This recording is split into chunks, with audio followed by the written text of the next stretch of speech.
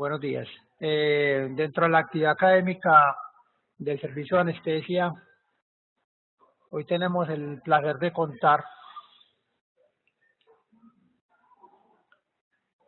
Buenos días. Dentro de la actividad académica del servicio de anestesia de los miércoles, hoy tenemos el placer de contar con el profesor Sergio Verdesi, quien actualmente es el que maneja el departamento de neuroanestesia de la Universidad de Ohio.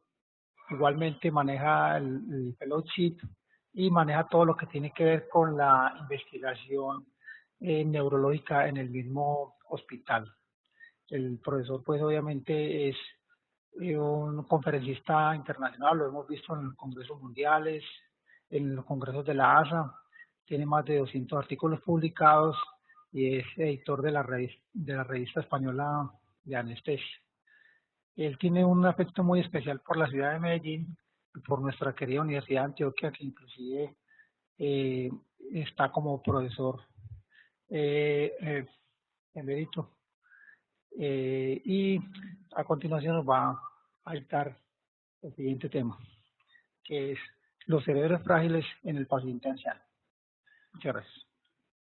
Bueno, gracias a ti, Pacho. La verdad es un honor para mí estar aquí. Elmer, muchísimas gracias por invitarme. La verdad que es cierto que Antioquia y Medellín ocupa un lugar muy importante para mí.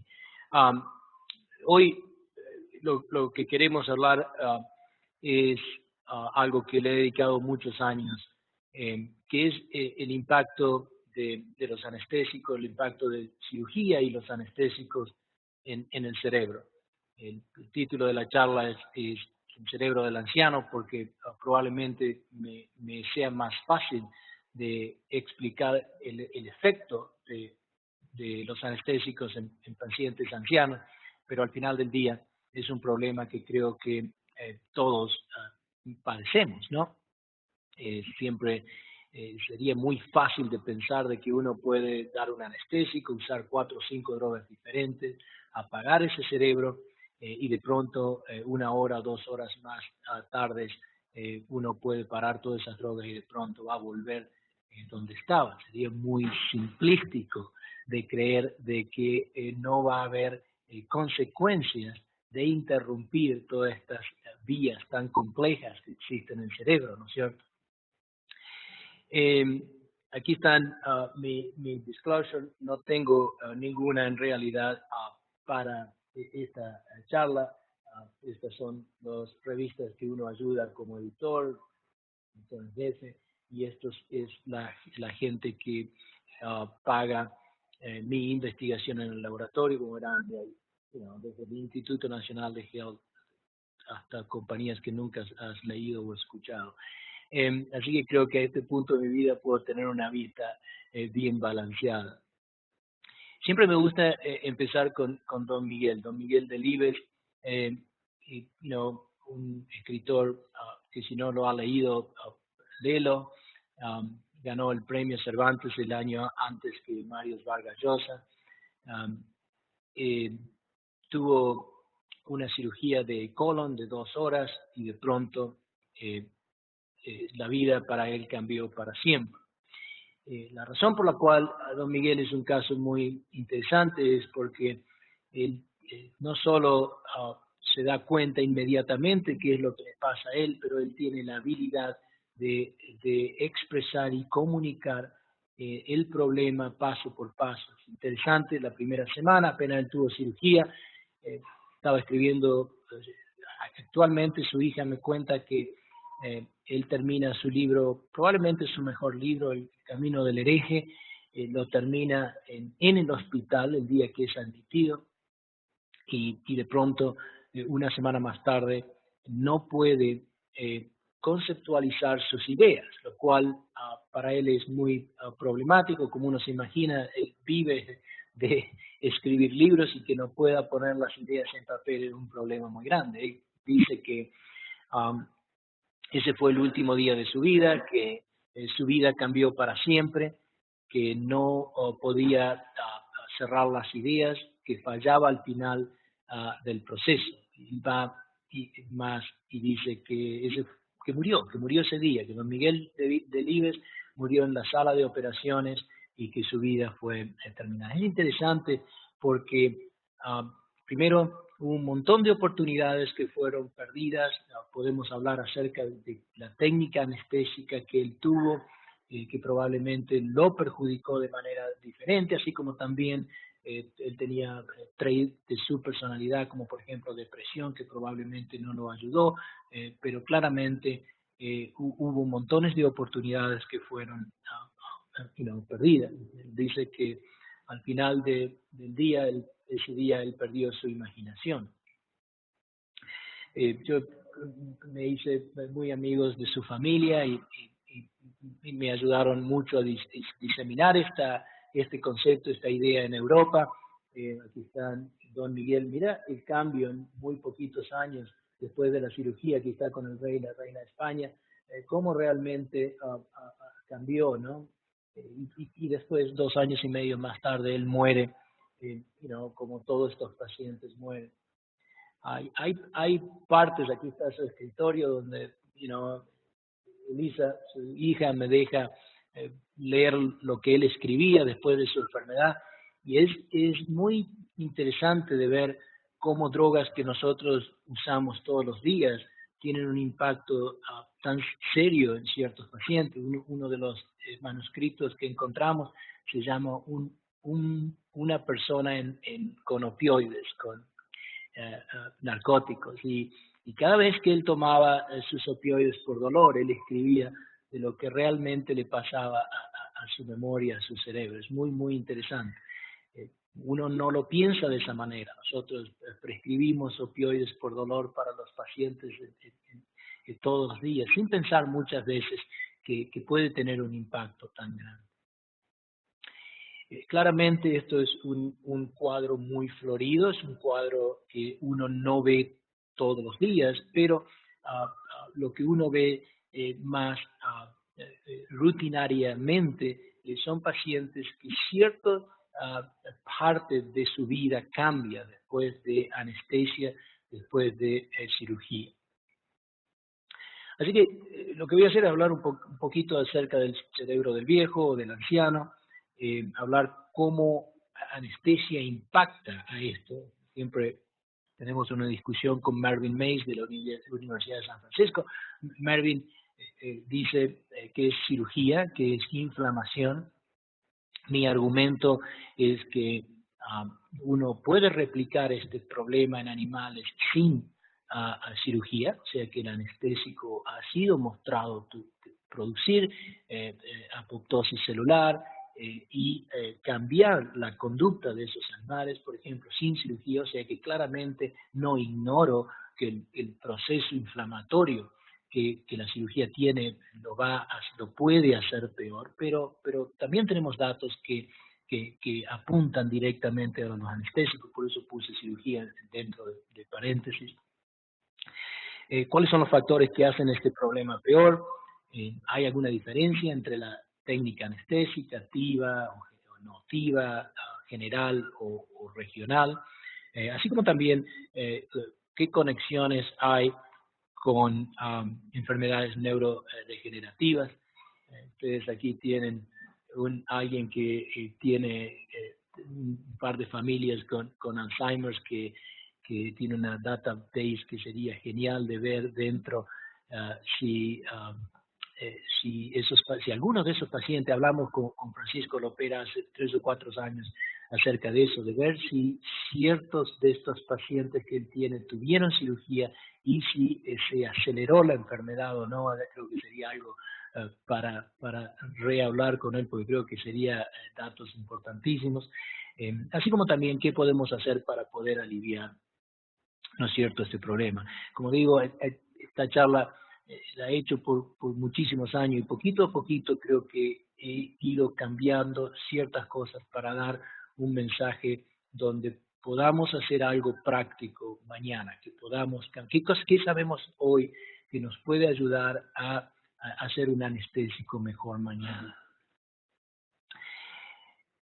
Esto, me acuerdo, estaba en La Habana y había una persona antes de mí que hablaba de Propofol y cómo Propofol impactaba la mortalidad celular, etcétera. Y me acuerdo que solamente se había enfocado en lo positivo de la droga. Entonces agarré y escribí ahí cómo podemos ayudar o cómo podemos perjudicar a las neuronas con las drogas que usamos, ¿cierto? Por ejemplo, si uno habla de ketamina y mira la neuroinflamación, ketamina tiene un impacto positivo porque disminuye neuroinflamación por estos 4 procesos que he puesto allí. O sea que desde el punto de vista de inflamación, ketamina es una buena droga.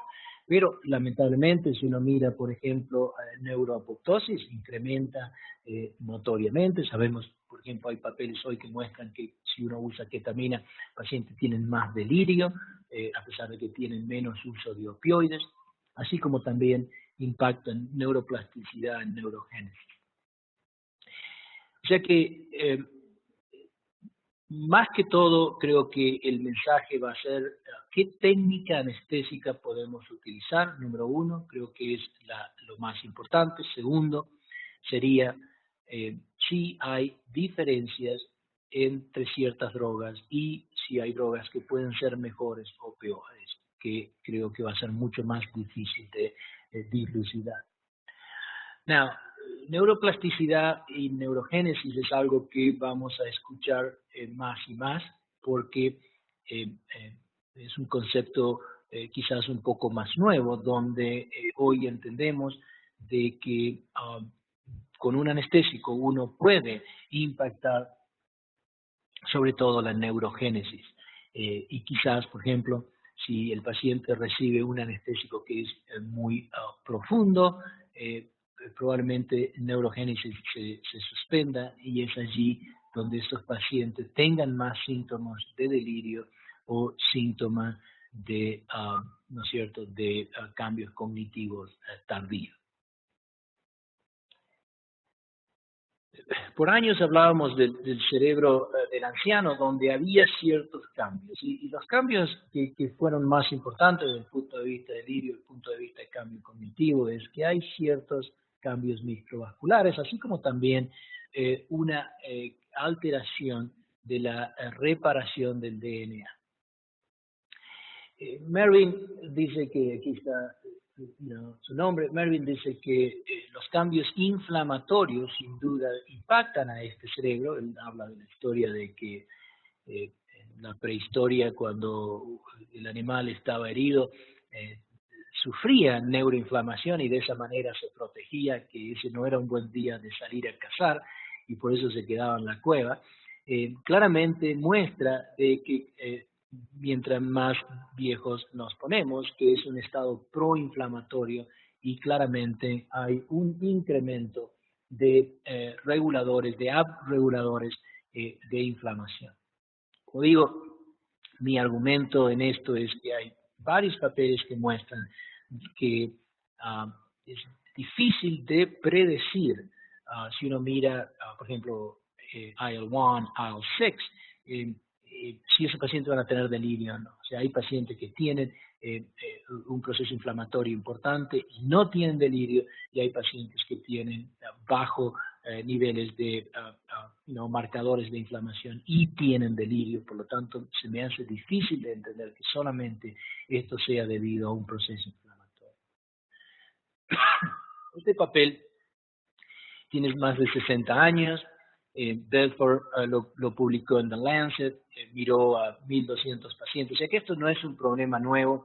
Él sabía años atrás de que después de cirugía, después de anestesia, 10% de los pacientes tenían lo que él aquí le llama deterioración mental. Por supuesto, hoy lo llamamos de manera diferente. La razón por cual este papel me parece importante es por 2 o 3 razones. Una es por el porcentaje de pacientes que él encontró, es exactamente el mismo porcentaje que tenemos hoy en los Estados Unidos. El 10% de nuestros pacientes después de cirugía, después de anestesia y cirugía, no son los mismos pacientes que entraron a la sala de operación. O sea que claramente algo pasa a esos pacientes. Y segundo, él habla acerca de dos cosas. Uno habla de los agentes anestésicos, se había tocado un poco más en esto. Puede que él es un cirujano, era cirujano, por lo tanto puede que es más fácil siempre de culparnos a nosotros.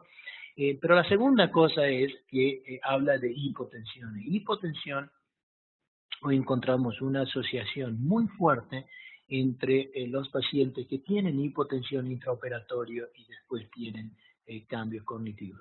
Recordémonos que delirio no es más que un signo de disfunción cerebral. El paciente tiene delirio porque no puede funcionar de la misma manera que estaba funcionando anteriormente. No solo que vamos a hablar de hipotensión, pero vamos a hablar de qué pasa a los pacientes que tienen hipotensión, qué pasa a los pacientes que tienen hipotensión por periodos muy breves, y si debemos corregir hipotensión o no, o cuánto deberíamos dejar de que esos pacientes sean hipotensos. Cuando hablamos de la incidencia de delirio y POCD, por ejemplo, en los Estados Unidos, hoy sabemos que el 30% de los pacientes después de tener cirugía tienen delirio. Por lo tanto, creo que es muy importante de que adaptemos algún sistema de, como por ejemplo el CAM-ICU, para evaluar los pacientes postquirúrgicos antes que se vayan de la sala de recuperación. Creo que eso es muy importante porque si uno encuentra de que esos pacientes tienen delirio y trata el delirio de esos pacientes andan mucho mejor que los que no son tratados. Cuando digo andan mucho mejor me refiero a morbi y mortalidad, que son datos que les voy a mostrar más adelante. Y por último, el 10% de los pacientes tienen lo que llamamos POCD, Post-Operative Cognitive Decline, caída postoperatoria. Esto no está tan bien definido como delirio. El delirio está muy bien definido, en cuidados críticos lo hemos usado por muchísimos años. Esto no está tan bien definido con respecto al tiempo, con respecto a qué tipo de cambio.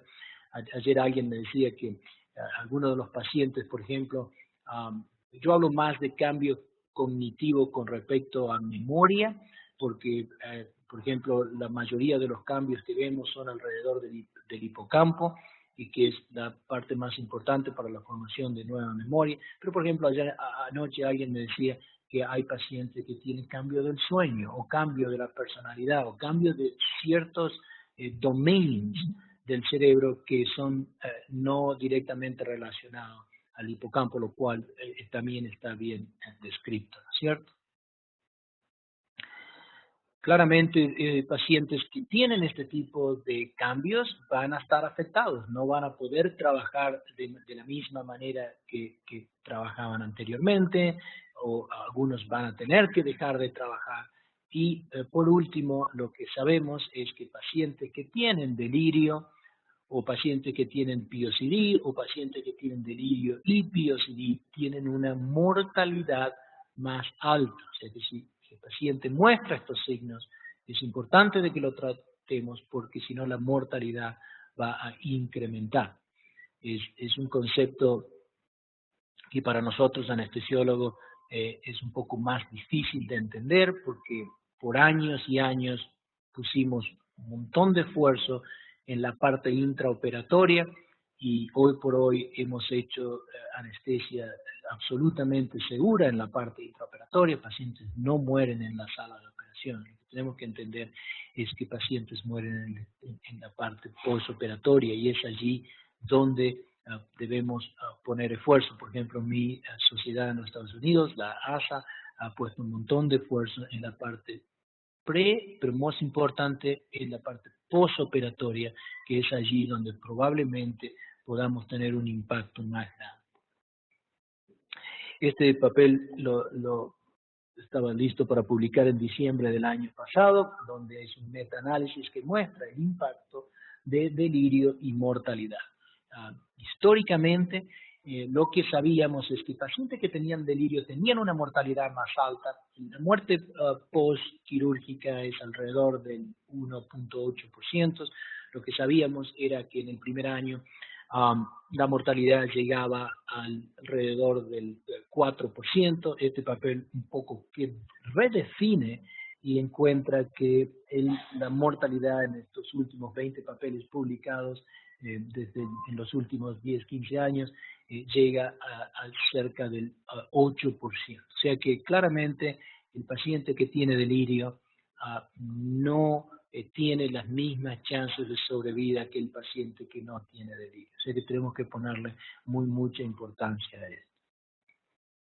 Delirio es, el delirio más común que vemos es el delirio hipomaníaco. Uno cuando habla de delirio piensa que es el paciente que grita, tira cosas o está excitado, ¿no es cierto? Le llama el delirio hipermaníaco. El delirio hipermaníaco es muy raro, es solamente 3-4%. La mayoría de los pacientes tienen lo que se llama el delirio hipomaníaco. Y el delirio hipomaníaco está definido por inatención y alguna de las otras burbujas. Teniendo 2 burbujas, o sea, inatención y una más, es allí que se hace el paciente califica de tener delirio. O sea que si hoy haces un anestésico, como dije, si haces 3 anestésicos, un paciente tuyo va a tener delirio. O sea que si uno va y examina a ese paciente en el estado postoperatorio, va a ver claramente que muchos de esos pacientes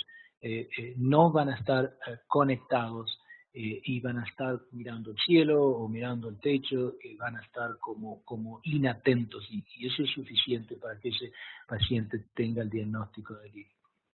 Por ejemplo, hay mucho, últimamente hemos utilizado mucho lo que se llaman las técnicas ERAS, Enhanced Recovery después de cirugía, y la idea en Enhanced Recovery es recuperar ese cerebro lo más rápidamente que uno pueda, porque vemos que el paciente que recupera esta función mental rápidamente tiene una mejor chance de sobrevida, ¿cierto? Hace 9 años que estamos haciendo ERA y vemos que el paciente que tiene menos trastornos, que se recupera más fácil, tiene una sobrevida mejor. Estoy hablando de mortalidad en este caso, ¿no?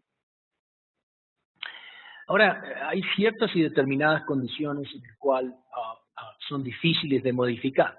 El paciente es viejo, toma alcohol, vive solo, etcétera, etcétera. Ese paciente va a ser muy difícil de que no tenga delirio. Por eso puse aquí que son menos modificables. Vamos a poner un poco de foco en lo que es más fácil de modificar. Ciertos cambios en la parte postoperatoria que hemos hecho, así como también en el ICU, es de permitir que la familia ayude. O sea, uno ya sabe de las ICU abiertas, que tengan luz, etcétera, etcétera. Eso se dio por muchos años, que el paciente se orienta más rápidamente. Son cambios institucionales que son un poco más difíciles de hacer, pero claramente tienen un beneficio importante. La familia al lado del paciente puede guiarnos, puede ayudar no solo a saber si ese paciente tiene una disfunción, pero sí también a reorientar a ese paciente. Lo que quiero poner un poco aquí de énfasis es en hipotensión, así también como ciertas drogas que usamos todos los días que pueden tener un impacto muy grande en delirio cuando son usadas como premedicación. La primera son los anticolinérgicos. Lo que sí sabemos es que la formación de nueva memoria es una vía colinérgica. Por lo tanto, si uno usa un anticolinérgico, va a impactar y esos pacientes van a tener una dificultad en reorientación, en formar nueva memoria. En Latinoamérica esto, o así como en Estados Unidos, esto no es un problema común porque los anticolinérgicos no son usados de manera rutinaria. Por ejemplo, si uno va a la India usa rutinariamente como parte de premedicación anticolinérgicos. O sea que esos pacientes van a tener más delirio. Creo que para nosotros probablemente en pediatría es la única área que deberíamos pensar quizás de manera diferente, de no usar un anticolinérgico de manera rutinaria, solamente creo que hoy deberíamos usarlo en niños que realmente vemos que tienen bradicardia, o sea que tratar en vez de premedicar sería la única recomendación que podría dar. La segunda es, creo que un poco más clara, que es el uso de benzodiazepinas. Las benzodiazepinas han sido asociadas con delirio, sobre todo benzodiazepinas antes de un anestésico general. Si uno usa benzodiazepinas, por ejemplo, para colonoscopía, con opioides, esos pacientes no tienen cambios cognitivos, pero si benzos son usadas antes de un anestésico general, esos pacientes tienen delirio más frecuentemente. Si uno mira los protocolos ERAS, hasta el año pasado, benzos estaban permitidas hasta 24 horas antes de la cirugía, y este año fue el primer año donde claramente se ha demostrado, viendo los datos anteriores, de que benzodiazepina retrasan la recuperación de los pacientes, punto. O sea que yo siempre digo, no la podemos tener de los dos lados. Si uno le da una benzodiazepina porque uno no quiere que el paciente se acuerde de la experiencia intra o preoperatoria, pues probablemente ese paciente tampoco va a tener una experiencia postoperatoria donde va a recuperar su cerebro. O sea que claramente debemos pensar acerca de eso muy seriamente. Usamos benzodiazepinas por varias razones. Creo que la causa más común de usar benzodiazepinas preoperatorias es porque creemos que le hacemos un favor al paciente que va a estar sedado y va a tener una experiencia mejor. Hay 4 o 5 papeles muy importantes en la experiencia que muestran lo contrario, de que los pacientes no les gusta. Si uno le pregunta inmediatamente después de la cirugía, 50% de los pacientes no tienen recuerdo de lo que pasó, pero si uno le da tiempo suficiente, uno ve que esos pacientes tienen una formación de memoria muy variable, donde se acuerda de ciertas porciones, lo cual le da una experiencia negativa. Este papel fue publicado el año pasado en JAMA, donde muestra que la experiencia de los pacientes que días, ¿cierto?, después de cirugía, muestra que la experiencia fue peor. Y no hay que ir muy lejos. Yo hice un Google en el JAMA Network Science Daily o lo que sea, just put in Google, y vas a encontrar 10 papeles que muestran que la rutina sedativa tiene pequeño beneficio, que es innecesaria, que está cuestionado si realmente produce algún beneficio. Estoy hablando en general. Si el paciente tiene isquemia cardíaca es otra cosa. Si yo estoy hablando en general. Por lo tanto, en los Estados Unidos lo que hemos hecho, hemos minimizado, por ejemplo, en mi hospital en neuroanestesia, no hemos usado, al menos que esté indicado, sedativos en los últimos 2 o 3 años, porque claramente no vemos un efecto positivo. La segunda razón por la cual benzodiazepinas a veces son usadas de manera errónea es porque pensamos de que va a impactar el recuerdo intraoperatorio. Y lo que sabemos es que benzos trabajan en la memoria intrínseca, por lo tanto, recuerdo intraoperatorio depende de la memoria extrínseca, por lo tanto no tiene ningún beneficio en el recuerdo intraoperatorio. A veces lo usamos para disminuir la dosis de propofol. Los datos muestran que disminuye la dosis de propofol en la inducción entre un 15 y un 18%, por lo tanto creo que es mejor usar 15% más de propofol. Hay algo donde la benzodiazepina, como sabemos, trabaja en el receptor GABA, pero trabaja en la periferia del receptor, modula ese receptor de manera diferente, que después el anestésico general, sea con TIVA, sea con un inhalatorio, va a modificar, ¿no es cierto?, la vía de ese paciente de manera significativa. O sea que, inclusive hay datos que muestran que por cada gramo de miligramo de midazolam, el porcentaje de delirio incrementa cerca de un 10%. O sea que pensemos nuevamente cada vez que vamos a ver a estos pacientes más. En Estados Unidos no solo que lo hacíamos, sino que lo presentábamos al paciente como una cosa buena. que era un vasito de tequila o un ron, creo que debemos apartarnos, todo el mundo quiere una tequila o un ron a las 7 de la mañana, ¿no es cierto? Creo que debemos hablar con el paciente un poco más acerca de las consecuencias. El paciente le gusta estar en control, saber que lo que viene es una cuestión de expectativa. Si uno crea una expectativa de que esto va a ser la vida más simple, por supuesto, yo también lo elegiría, pero en realidad no es así, de acuerdo a los últimos datos que tenemos. Y hay varios, no uno, hay como 10 papeles así.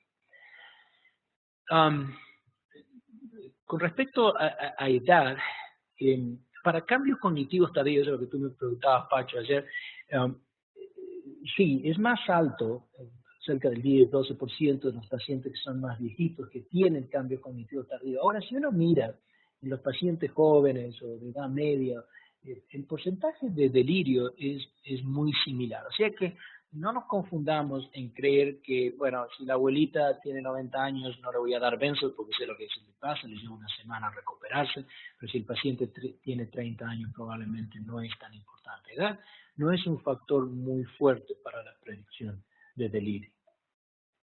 Con respecto a mortalidad, como dije, hoy por hoy el delirio sabemos que es hasta un 8%, estos son datos viejos, pero lo que quería mostrar aquí es que si uno tiene delirio y POCD, la mortalidad supera el 10%. O sea que claramente debemos tratar de evitar y tratar. Creo que delirio es más fácil de tratar y reconocer que POCD. Si el paciente tiene POCD, probablemente sea un poco más tardío. Pero primero, si podemos evitar delirio, evitando las drogas que hablábamos, etcétera, probablemente tengamos un mejor chance. Y si ese paciente tiene delirio, tratarlo es importante porque si el paciente solamente tiene POCD, la mortalidad va a ser más baja que si tiene delirio y POCD. Este es el journal, hoy hablamos de journal de alto impacto, es el journal de más alto impacto que conozco cuando las cosas llegan al Time Magazine.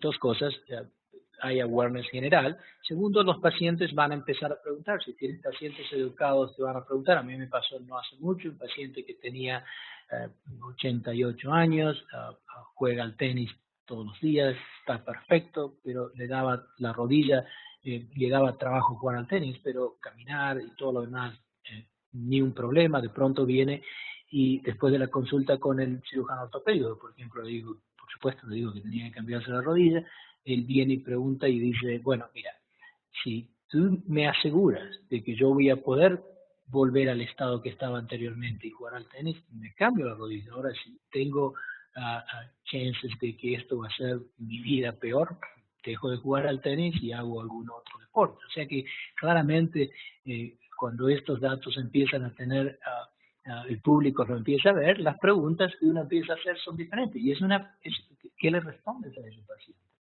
¿Qué le dices? Bueno, lo único que le puede decir es qué puedo hacer para minimizarlo, pero no puedo garantizar de que el impacto va a ser cero, ¿no es cierto? Ok, ¿qué sabemos? ¿Cuáles son las cosas que matan a nuestros pacientes? Terry Monk, en el 2005, cuando estaba en la Universidad de Florida, ella hizo este estudio que hablaba de que se morían los pacientes de cirugía no cardíaca dentro del primer año. Ella miró a 20 diferentes variables y encontró que 3 de ellas claramente predecían cuál era el paciente que no iba a estar vivo un año más tarde. La primera es cuánto de enfermo ese paciente estaba. Es claro, es lógico, es nada que podemos hacer. Ella midió esto con el Charles Comorbidity Score. Mientras más enfermo esté, peor va a ser tu outcome al primer año. Pero los otros dos son los que son importantes. El primero es lo que se llama el tiempo hipnótico profundo. Por alguna razón, cuando cambiamos, cuando ponemos al paciente muy profundo, nosotros hoy creemos que un anestésico muy profundo impacta en neurogénesis y es allí como las células empiezan a ser apoptóticas. En este caso, 10 años atrás, Terry definió o encontró que si el paciente tenía, en este caso, ella lo midió con un monitor BIS, y ella encontró que si el monitor BIS era menos de 45, por cada 55 minutos que estaba debajo de 45, la mortalidad dentro del primer año incrementaba por un 25%, lo cual es muy significativo. Esto es importante por dos razones. Una es porque en 10 años atrás, 2005, 12 años atrás, 13 años atrás, definíamos tiempo hipnótico profundo de la manera clásica, que era por cada hora que el paciente estaba profundo. Hoy por hoy tenemos datos donde ya les voy a mostrar, donde muestra que poco tiempo, periodos muy cortos de profundidad anestésica son suficientes para predecir no solo mortalidad, pero así también delirio y POCD, que son marcadores en este caso por mortalidad. Por último, hipotensión. Hipotensión creo que eso lo recién moví 2 diapositivas porque hay, por ahí vamos. Estudios en hipotensión son muy difíciles de hacer porque uno no puede hacer un estudio randomizado. Este grupo lo dejo hipotenso y este grupo lo tratamos porque sabemos que hipotensión es maligno, ¿no es cierto? La pregunta era, ¿dónde? ¿Cuál es el punto? Y en los últimos 2 o 3 años hemos tenido 2 o 3 papeles muy importantes. Uno es que hipotensión es peor que hipertensión. Y si uno mira las curvas de mortalidad, son medio como así, como una J, donde la hipertensión incrementa la mortalidad, pero de manera lenta, pero cuando hablamos de hipotensión es de manera aguda, lo cual es algo importante. O sea que si tú me preguntas, por ejemplo, anoche alguien me decía, bueno, yo cedo a mis pacientes de esa manera, no tienen hipertensión a la inducción. Mi pregunta es, ¿qué pasa acá? ¿Cuánta hipotensión después tiene después de la inducción? Porque un poquito de hipertensión en el estado perioperatorio probablemente no sea tan malo como un poquito de hipotensión. En este caso, hipotensión para Terry, solamente 12 años atrás, fue definido como una sistólica de menos de 80, ¿no es cierto? No hay que ir muy lejos, si uno mira las guías europeas de hipotensión, dice sistólica de 90, o sea que todavía seguimos con números de años y años atrás. Miren los papeles nuevos, por ejemplo, este es de Dan Sessler, donde publica el triple low, que es muy similar a lo anterior. Él dice que si el BIS es menos de 46, los pacientes incrementan su mortalidad, y si la presión arterial media baja de 87, es allí donde empezamos a ver que la mortalidad incrementa. Si uno mira este papel, el papel de Kertai, Tijergan, etcétera, etcétera, todos concluyen que por alguna razón necesitamos presiones arteriales más altas. No sé si todo el mundo necesita presiones arteriales más altas, pero claramente ciertos pacientes necesitan sistólicas o medias, a pesar de que la diastólica es lo importante para el cerebro, presiones de perfusión más altas de lo que pensamos. O sea que creo que evitar hipotensión, este papel es muy similar al anterior, es importante. Yo me acuerdo la última vez que estuve aquí, hablábamos de lo que yo le llamo la hipotensión descontrolada. Para cirugía de espina, creo que en adultos tenemos datos suficientes hoy que debemos evitar hipotensión controlada. Lo único que cuando me preguntaban de niños, yo siempre, si miran los datos, uno cree que los niños tienen un sistema de protección diferente, donde la perfusión toleran presiones más bajas, pero hoy hay datos como este, por ejemplo, donde muestran que niños que tienen más hipotensión tienen dificultad de aprendizaje más altas de los que no tuvieron hipotensión intraoperatoria. A pesar de que no hay una correlación absoluta directa, sugiere de que hipotensión en los niños puede también ser tan negativa como en los adultos. Por lo tanto, creo que debemos pensar en este tipo de, recién moví estas 2 diapositivas porque, por ejemplo, nosotros publicamos este papel en New England Journal of Medicine donde veíamos que clonidina preoperatorio, hicimos un trial, 10.000 pacientes, donde mostramos que clonidina no tenía un efecto protectivo, ¿no es cierto?, como por ejemplo los beta blockers en los pacientes. Publicamos el papel y lo único que encontramos fue que ciertos grupos de pacientes tenían hipotensión, y eso fue todo. Un año más tarde seguimos a esos pacientes y lo que encontramos es que los pacientes que tenían hipotensión tenían un año más tarde mayor insuficiencia renal y mayor mortalidad. Mira aquí algo que se hubiese perdido, si esto no hubiese sido parte del estudio, esto se hubiese perdido, todo lo que hubiésemos encontrado era que no tenía efecto positivo y lo único que había era un poco de hipotensión. Mira lo que le pasa a los pacientes con hipotensión. Y por último, este papel que fue publicado hace un mes y medio es el primer, y Sal Aronson hace un editorial donde muestra que si uno corrige a esos pacientes a presiones de perfusión más altas, en este caso con neosifrina, las curvas de mortalidad de los pacientes corregidos se ajusta a los pacientes que no tuvieron hipotensión. O sea que por primera vez tenemos un estudio significante que nos muestra no solo de que hipotensión tiene mayor mortalidad, lo cual sabíamos, pero también nos muestra que si corregimos agresivamente a esos pacientes, la curva de mortalidad empieza a ser más alta. Nosotros lo venimos haciendo de hace años sin datos, para ser honestos.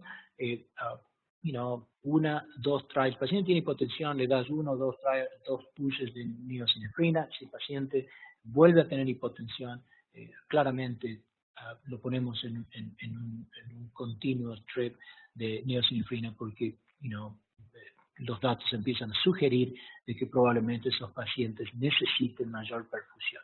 Y es muy simple. A mí la cirugía de espina es el caso más fácil de ver, donde el paciente, todos los pacientes tienen cierto grado de hipotensión. Tú lo corriges y de pronto terminas la cirugía y esa hipotensión desaparece. ¿Qué pasa como para predecir delirio? ¿Podemos predecir delirio en los pacientes anestesiados? Sí. Este estudio es de Frederick Seaver de la Mayo Clinic, muestra que si el BIS es menos de 50, el paciente tiene delirio, pero así también el tiempo que el paciente está profundizado es importante para eso. O sea que ahora en estos papeles, así como el que sigue, de Matthew Chan, que mira no solamente a delirio, pero también como mira a cambios cognitivos, muestra que si el paciente tiene un BIS, en este caso menos de 53, pero por cada periodos muy cortos, 6, 7 minutos, de periodos muy cortos del BIS que baja de 40, en ese paciente uno empieza a predecir no solo delirio, pero así también cambios cognitivos tardíos de nuestros pacientes. O sea que claramente profundidad anestésica tiene un impacto muy importante. BIS menciono porque como el estudio fue hecho, Mike Avidan, que todo el mundo conoce porque fue el que hizo los 2 estudios de MAC-AWARE, Be-AWARE, Be-UNAWARE, publicó este estudio donde muestra que electroencefalograma y BIS para la predicción de delirio son muy similares. O sea que creo que cualquier tipo de monitoreo cerebral es importante. ¿Qué es lo que pasa? Bueno, esto es muy parecido a la patofisiología de Alzheimer. Básicamente nuestros anestésicos impactan a esta proteína VAX que va a la mitocondria y aumenta la castasa y empieza a tener deposición de amiloides dentro de la célula. Es lo que se llama apoptosis. Apoptosis es muerte celular programada. Lamentablemente, cuando el mensaje llega a la mitocondria, no hay nada más que hacer. Por lo tanto, los esfuerzos que debemos hacer es usar drogas que interrumpan esta vía, como por ejemplo lidocaína, como por ejemplo eritropoyetina o estatinas, etcétera, etcétera, y van a ver que hay muchos estudios en esta área.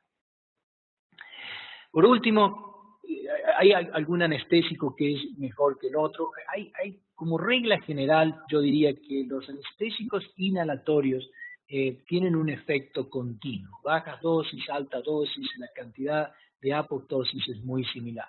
Por ejemplo, los agentes TIVA, como Propofol, tiene una curva lineal progresiva, lo que significa es que a bajas dosis, esas drogas tienen mucho menos impacto que a dosis más altas. O sea que esto habla en favor de titular y de asociar probablemente drogas, esos pacientes van a tener un efecto positivo. Con respecto a regional en vez de general, hubo 20 estudios donde mostraron 5.000 pacientes y demostró que no había diferencia entre regional y pero los últimos 4 o 5 estudios muestran que si el paciente tiene mínima sedación, el paciente con regional tiene una ventaja muy grande con respecto al paciente que tiene anestesia general. Lamentablemente en esos 20 estudios, 18 estudios, lo que vimos es que los pacientes que tenían regional estaban más profundo y tenían más hipotensión que los pacientes que tenían anestesia general. O sea que regional puede que sea una gran ventaja. Este estudio también del grupo de Mike Ávila muestra que ketamina, si bien disminuye el uso de opioides y disminuye el dolor, incrementa el delirio. Por lo tanto, creo que si vamos a usar ketamina deberíamos ser muy selectivos en los pacientes que lo usaríamos. No creo que es una droga que debería ser usado para todo el mundo. Ahora, hay muy pocos datos con respecto a técnicas TIVA en contra de anestesia general inhalatoria. Este es un estudio que hicimos, que presentamos en la ESA este año, los datos preliminares, donde comparamos una técnica con desflorano, comparado a una técnica de sevoflurano, comparado a una técnica TIVA, y encontramos, en nuestro estudio encontramos que los inhalatorios anduvieron mejor que los pacientes con TIVA, pero como digo, solamente un estudio. Dexmedetomidina es la otra droga que mucha gente me pregunta. Este es un estudio que publicamos en junio del año pasado en JAMA, donde es un estudio multicéntrico soportado por el NIH, donde hicimos 2 técnicas con sevoflurano y uno tenía dexmedetomidina y encontramos que no hubo diferencia entre los 2 grupos. Creo que hicimos un error probablemente en la forma que el estudio fue diseñado, porque los 2 tenían 2 técnicas idénticas y uno tenía dexmedetomidina arriba. O sea que si bien no hubo cambio de delirio, un grupo estuvo sobreanestesiado en contra del otro. O sea que este estudio debería ser repetido a ser titulado, por ejemplo, a un BIS de 50, a un BIS de 60, y ver si realmente, creo que dexmedetomidina, de la manera que tiene un impacto positivo en la disminución de delirio, es disminuyendo las otras drogas que usamos normalmente. La nomenclatura va a cambiar. Lo único que yo sé es que hay una gran similitud. Los pacientes que tienen depresión tienen más delirio, los pacientes que tienen delirio tienen más demencia. Pacientes con Alzheimer son pacientes de alto riesgo. Por lo tanto, el mensaje aquí es que pongamos atención a pacientes que tienen familiares con Alzheimer, pacientes que tienen historia de depresión, etcétera, porque esos pacientes estarían en un riesgo más alto. Voy a parar aquí porque ya es la hora que todos debemos ir a trabajar. De nuevo, creo que el mensaje es, creo que debemos titular nuestro anestésico. ¿No? Hacer un anestésico ciego creo que es algo del pasado. Yo siempre digo que los monitores cerebrales no solo me enseñaron a hacer un anestésico con el monitor, pero también me enseñaron a hacer un anestésico sin el monitor. No usaría 3% de desflurano en un paciente si no estoy seguro de que ese paciente está anestesiado. Si nunca has visto un monitor cerebral, probablemente nunca irías tan bajo. Claramente, creo que hoy sabemos que los pacientes necesitan mucho menos drogas de lo que pensábamos, de lo que hacíamos anteriormente. Menos drogas que uno usa, mejor recuperación ese paciente va a tener. Segundo, pensar acerca de estos protocolos de recuperación temprana. Como eras es importante, fácil de hacer. Lo bueno de ERAS es que uno puede hacer un poquito de ERAS, un montón de ERAS, un mini ERAS, y es algo que en mi hospital, por ejemplo, lo empezó un residente. 10 años atrás, empezó el residente a hacer protocolos. O sea que es algo simple, algo que uno puede mejorar dentro de la técnica que todos hacemos. Y por último, hay ciertas drogas que probablemente no necesitemos y que probablemente deberíamos de pensar, antes de darlas. Lo que hacemos no es una receta, ¿no es cierto? Sino cualquiera lo podría hacer. Creo que deberíamos pensar en la indicación si realmente esos pacientes necesitan las drogas que muchas veces usamos porque nos enseñaron o qué sé yo cuáles serán las razones por las cuales las usamos. Eso es todo lo que tengo. Muchas gracias y si alguien tiene preguntas, con mucho gusto las contestaría. Gracias. Sí.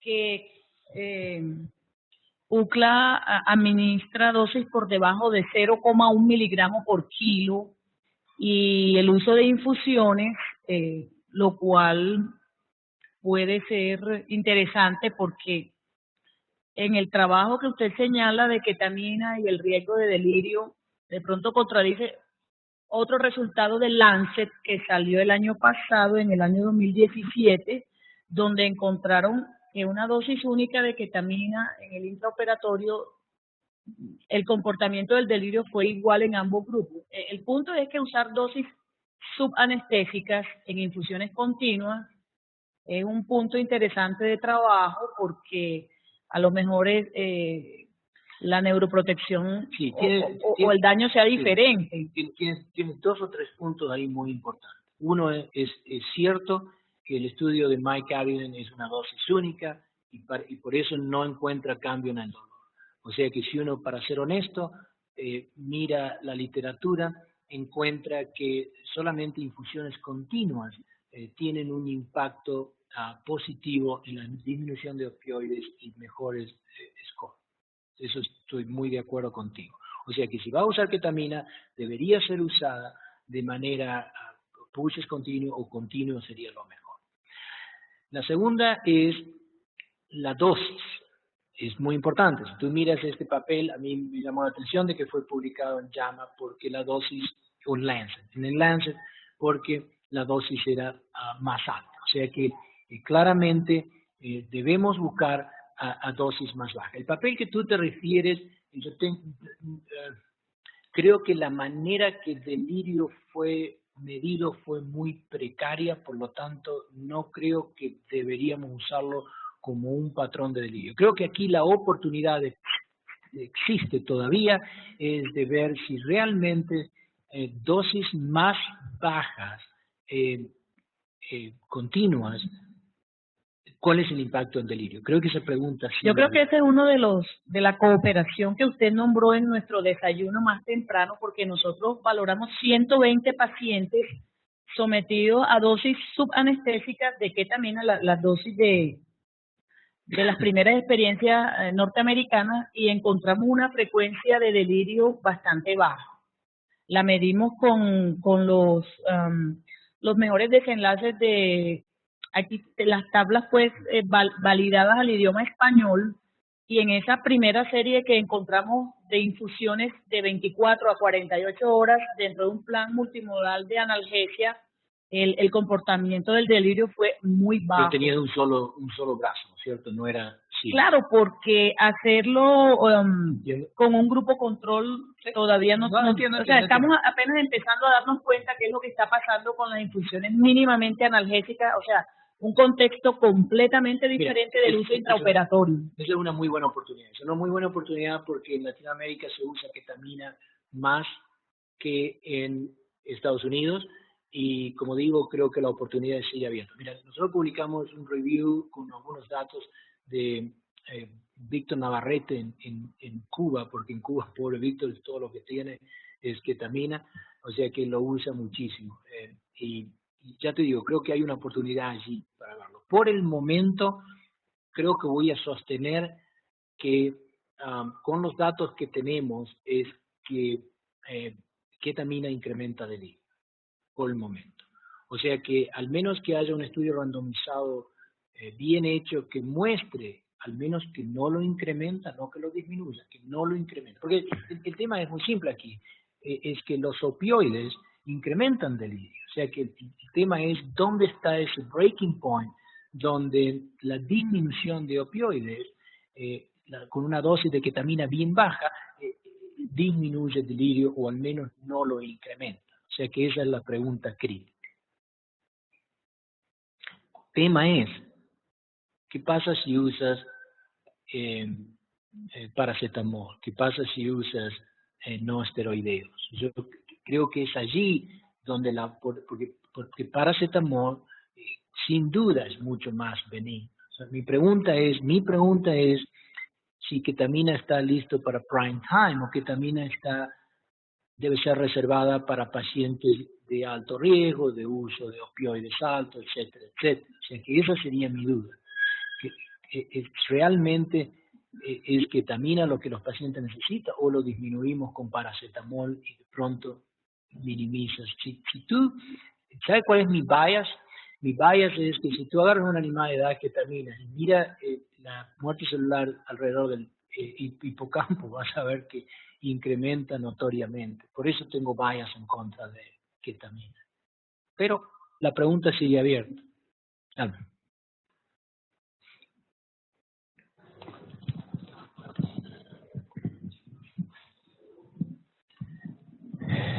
Yo quería hacerte una pregunta y es la siguiente.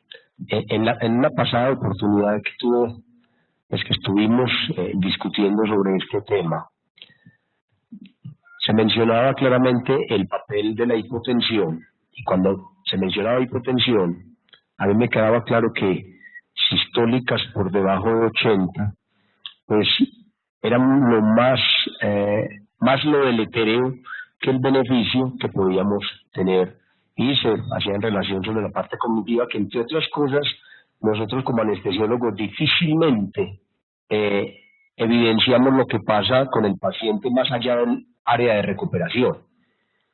Me queda un poquito de confusión con las imágenes que tenías, porque en alguna hablaste de sistólica por debajo de 80 y en otra presiones arteriales medias de 87 y ya uno le queda pues obviamente como un poquito confuso porque medias de 87 pues es decir nos tiene un paciente no sometido a ningún procedimiento anestésico. Y la segunda inquietud que tengo es, a mí me preocupa mucho porque las prácticas, ahorita hablabas de India, por ejemplo, como en India se utilizan medicamentos que en otras partes del mundo precisamente se van son abolidas de la práctica. Y quería hacer la pregunta en este sentido. Con mucha frecuencia se observa que cuando se dan anestesias balanceadas, lo que están sumando son dos anestesias. Es decir, uno no mira .7, .8 del MAC del alojado que está manejando, sino que mira pacientes manejados con 1.5, 1.7, 1.8 MAC, y al otro lado está el remifentanilo a dosis por encima del 0.2 microgramos kilo minuto. Y nosotros no estamos evidenciando qué pasa en el paciente, pero sí vemos el efecto hemodinámico, que son pacientes normalmente con sistólicas sostenidas en el tiempo, no estoy hablando de 5 minutos, sino sostenidas en el tiempo, mayores o menores de 70 y aún hasta 60 de sistólica. Mira, mi entrenamiento es en biología vascular y mis primeros estudios fueron en el trasplante y lo que más hacía era hipertensión. ¿Cuál es el impacto de hipertensión? Inclusive he publicado 2 trials muy grandes. Inclusive fui uno de los 4 autores de las guías del tratamiento intraoperatorio de los pacientes con ictus, con stroke. O sea que esto es lo que yo aprendí. Mira, primero, hipotensión es peor que hipertensión. Hubo un abstracto presentado en la europea, 300.000 pacientes de Estados Unidos y Europa, donde muestra que, como te digo, la mortalidad de la hipotensión es mucho más alta de lo que creíamos y es mucho peor de que la hipertensión. Por eso estaba buscando, si tenía mi stick acá, te mostraba la foto, pero se muestra como una cosa así, ¿no es cierto? Como dije, esta parte de su vida no es tan peligrosa como esta parte en la parte baja. Con respecto a hipertensión, ¿qué aprendimos? Aprendimos que los pacientes necesitan cierta presión, pero no necesitan presiones muy altas, ¿no es cierto? Por ejemplo, si tú miras los 4 trials para ictus, han mostrado que si tú bajas la presión, ¿no es cierto?, de 200, 220, lo que venga el paciente con ictus hemorrágico, y lo bajas a 140, esos pacientes siguen teniendo perfusión y el outcome es mejor, porque no tienen resangrado, es mejor que los pacientes que tienen presiones más altas. O sea que lo que hoy sabemos es que si tu paciente, así sea el súper hipertenso, y tú tienes una presión de 140, inclusive en el paciente isquémico, nosotros dijimos 160, el estrés isquémico posterior, que probablemente sea la peor situación. O sea que siempre y cuando la autorregulación no se mueve a la derecha tanto como creíamos que se mueve. O sea que siempre y cuando tú tengas una presión de 140, 130, 140, ese paciente va a tener perfusión. Estoy hablando del peor de los casos, el ictus. Por lo tanto, en el paciente perioperatorio, si tú tienes esa presión, es suficiente. Si te pasas de esa presión, es allí donde tu mortalidad empieza a incrementar debido a stroke, mortalidad cardíaca, insuficiencia renal, etcétera, etcétera. O sea que mi enfermera siempre me dice lo mismo con respecto a hipertensión. Es like, well, el paciente vino y tenía una hipertensión de 190, ahora lo voy a dejar ir a la casa con 180 porque tenía 190. No, un momento. Hipertensión perioperatoria es una entidad muy bien definida y es probablemente la razón más común de que veas hipertensión perioperatoria. No es distinta que la hipertensión de bata blanca. La segunda cosa que con respecto a hipertensión que John Drummond nos mostró fue que la presión perioperatoria o intraoperatoria no puede ser, no se puede usar para predecir, no sé si esa es la palabra, para predecir cuál fue la presión que ese paciente tuvo en los últimos 3 meses. El estudio que él hizo siguió pacientes por 6 meses y después los dividió en 3 grupos, normales, hipertensos y superhipertensos, y después él miraba una presión en el estado preoperatorio, dentro del OAR y postoperatorio, y ninguna de esas presiones, excepto por las presiones postoperatorias en los normales, se podían usar para predecir dónde ese paciente estaba. O sea que no tengamos miedo de esa presión alta perioperatoria, porque eso puede ser nada más que un reflejo antes de la cirugía, y como digo, no tiene nada que ver con la realidad. Eso es con respecto a hipertensión. O sea que, si tú me preguntas, eso nos simplificó la vida enormemente, porque de pronto, si tenemos una presión de 140 alta, sabemos que tenemos perfusión y sabemos que ese paciente, las complicaciones son mínimas. Ahora, hipotensión es el problema. El problema con hipotensión es que por años, mira, el otro día hicimos un review de hipotensión y encontramos 900 definiciones de hipotensión. O sea que imagínate cuál es el número real. Ahora te voy a decir lo que John Drummond viene diciendo de hace 10, 15 años, que es que la parte baja de la curva autorregulatoria es donde el problema existe. Es que si tú miras esa curva clásica que nos enseñaron, la curva nueva rediseñada muestra que abajo hay una gran variabilidad. O sea que hay pacientes que necesitan presión media de 80, punto. El problema es no todos los pacientes necesitan una media de 80. Ahora, si tú miras los últimos 4 o 5 papeles que hay en mortalidad, empiezan a señalar que cuando la presión baja de 70 o 80 media, es allí donde empiezas a ver un incremento de la mortalidad. O sea que yo creo que deberíamos hacer un esfuerzo en mantener las presiones bajas más altas. Inclusive, hay datos con perfusión cerebral que pequeñas caídas muestran caídas en la perfusión cerebral también. Y como dije, este último papel creo que nos ayuda enormemente. Y Sal Aronson hizo un editorial muy bonito en anestesiología, donde dice que claramente aprendimos que corrigiendo claramente nos cambian las curvas de mortalidad de esos pacientes. O sea que creo que el paso más grande, mira, tú has identificado un punto muy importante. Creo que si tú me preguntas, ¿qué es lo que hoy yo iría y cambiaría en los anestésicos? De todas las cosas que podemos hablar, yo valido la profundidad anestésica enormemente porque creo que tiene un impacto importantísimo, pero si tengo que elegir una, creo que elijo hipotensión intraoperatoria. Disminuir o minimizar o anular hipotensión intraoperatoria creo que sería donde tendríamos mayor beneficio. Y presiones altas. 80 de sistólica, creo que todos nuestros pacientes deberíamos tenerlo con sistólicas de 80.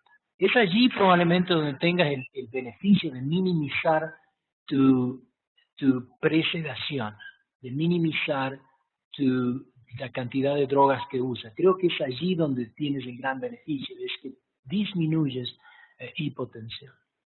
Creo que tenemos que ponerle un montón de atención a hipotensión. Sí. Doctor, yo tengo un comentario y una pregunta. El primero, el comentario es que a pesar de que nosotros en Colombia no usamos anticolinérgicos para premedicación, ni como anticialogogo, ni para prevenir bradicardia de manera rutinaria en ningún adulto, sí usamos anticolinérgicos y lo usamos para la reversión de la farmacológica de la relajación. Entonces, pareciera ser que tiene todavía más campo de uso el No hay datos en eso, tú sabes, es muy interesante. A veces me preguntan con respecto a las benzodiazepinas. Digo, bueno, si le doy benzodiazepina antes de la anestesia, el paciente tiene más delirio, pero si el paciente tiene delirio, lo trato con benzodiazepina y el delirio se revierte y la mortalidad y la morbilidad se revierte. O sea que mecanísticamente no entiendo por qué trabaja de esa manera, pero no. No hay datos que el reversal incrementa delirio. O sea que para reversal yo creo que debería seguir tus guías de reversal. Bueno, sin embargo se usan dos anticolinérgicos de manera rutinaria, entonces pareciera que le abriera más campo al Sugamadex. Sí. Ese era el comentario. La pregunta es la siguiente. Dentro de los anestésicos inhalados, si usted tuviera que elegir uno para los pacientes mayores de 65 años, ¿cuál le parecería más seguro desde el punto de vista del deterioro cognitivo? Muy buenas las dos preguntas. Mira, te voy a contar. Uno de los proposals que con Dan Cesler pusimos el año pasado con respecto a Sugamadex fue de evaluar la recuperación de esos pacientes. Porque una de las cosas, no sé si usas mucho Sugamadex, en Estados Unidos lo tenemos de hace 2 años. Yo he hecho los trials anteriores y una de las cosas que veíamos era que el paciente que le daba Sugamadex tiene una recuperación mucho más rápida que el paciente que le das neostimina en glicopirolato. O sea que puede de que el glicopirolato tenga un impacto o puede también que sea un impacto de lo que se llama la relajación muscular residual, lo que no deja que ese paciente se recupere. O sea que nuestra pregunta allí era, ¿es realmente el Sugamadex que no impacta el cerebro y por eso ese paciente se recupera más rápido? ¿O es que el glicopirolato, neostimina es tan malo y para revertir que deja una parálisis residual tan alta que impacta la recuperación de los pacientes? O sea que la pregunta de eso no la sé. La segunda pregunta que me hiciste es muy interesante, porque hoy por hoy, por años, lo clásico que aprendimos fue que, toda la recuperación del paciente depende de el blood gas coeficiente partición, por lo tanto, desflurano es más rápido que sevoflurano más rápido que isoflurano porque va más a la grasa o va menos a la grasa, etcétera, etcétera. La primera ahí dice evite isoflurano. Eso se lo saqué a Jim Cottrell, porque cuando Jim habló de esto hace 2 años en la ASA, yo no estaba seguro de que teníamos datos para poder recomendar un anestésico diferente en pacientes que son más ancianos, ¿no es cierto? Lo que sí sabemos es que, por ejemplo, si tú comparas isoflurano con sevoflurano, isoflurano activa el receptor IP3 mucho más que el desflurano. Y es por eso quizás que esos pacientes ancianos tengan más apoptosis con isoflurano que con sevoflurano o con desflurano, que claramente yo creo que trabajan a nivel celular de manera diferente. Mira, hay 3 estudios. Yo te mostré Pinocho 2. Y Pinocho, la razón por la cual diseñamos Pinocho Pinocchio, fue porque hubo 3 papeles que nos hicieron pensar. El primero, McNutt en Inglaterra, lo que ella hizo LMA en pacientes que tenían cirugía obstétrica simple de menos de 1 hora y estudió desflurano en contra de sevoflurano. Lógicamente, 15 años atrás, lo único que tú mirabas era quién se despertaba más rápido, lo cual creo que miramos a la cosa equivocada. En vez, deberíamos ver a la calidad de la recuperación. Pero lo que ella encuentra, que es para mí muy interesante, es que 24 horas más tarde, el 100% de los pacientes que tuvieron desflurano tienen una recuperación al nivel preoperatorio y solamente el 50% de los pacientes con sevoflurano tenían esa recuperación. Entonces, te hace pensar, porque sevoflurano se elimina rápidamente. No puede que 24 horas más tarde sigas teniendo un impacto. Gildacio de Oliveira en Chicago lo que hace es, repite el estudio, él usa remifentanilo remifentanilo sevoflurano, y él ve 48 horas más tarde, mira cuál es el impacto en 5 domains diferentes del cerebro y encuentra la misma observación, que 48 horas más tarde los pacientes en sevoflurano todavía tenían un lag comparado a los pacientes que tenían desflurano que no lo tuvieron.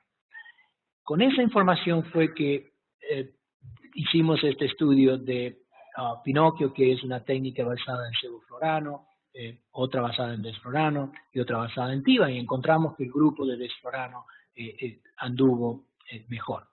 Ahora, todos los datos no los tenemos todavía, tenemos que ver la profundidad anestésica, protección, etcétera, etcétera, etcétera, que puede que si todos tienen los mismos valores, validan lo que encontramos, pero si encuentras que el grupo en sevoflurano era más profundo, por ejemplo, invalida un poco lo que hemos encontrado.